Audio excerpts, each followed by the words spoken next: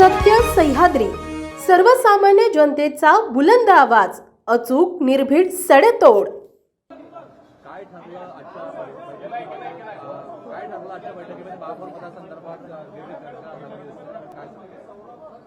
माननीय नितीनजी हे आमचे नेते आणि मार्गदर्शक आहेत. त्याच्यामुळे आता ज्या काही महापौराच्या निवडणुका आहेत त्या संदर्भात त्यांच्याशी चर्चा झाली आहे आणि चर्चेनुरूप त्या संदर्भातली एक रूपरेषा ही ठरवण्यात आलेली आहे.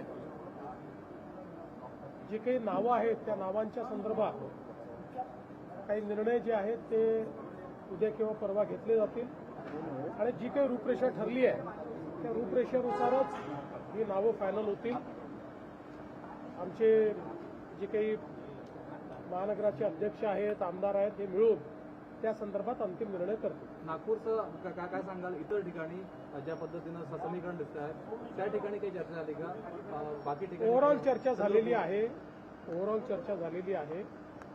त्या ठिकाणचे जे प्रमुख आहेत त्या प्रमुखांना आम्ही नेमकं काय करायचं आहे तशा संदर्भातली लाईन घेऊ आणि त्यानुसार पुढची कारवाई होईल. सुनेत्रा पवार यांना उपमुख्यमंत्री म्हणून राष्ट्रवादी काँग्रेस पक्षाने प्रेझेंट केले जात आहे.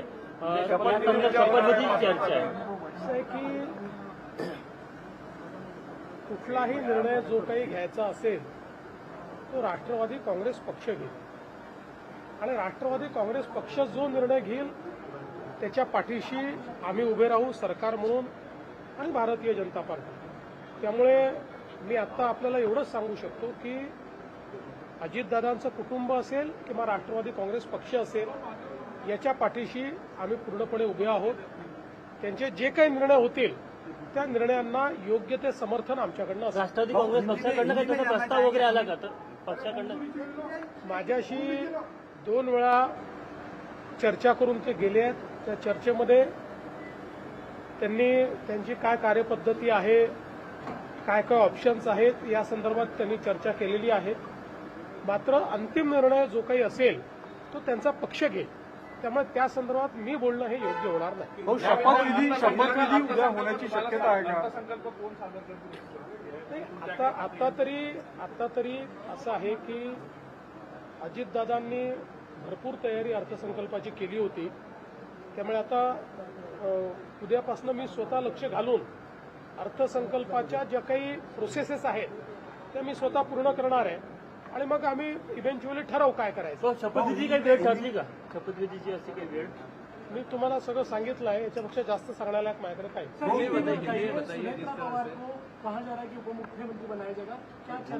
देखिए, कोई भी निर्णय जो होगा ये निर्णय राष्ट्रवादी कांग्रेस पार्टी लेगी.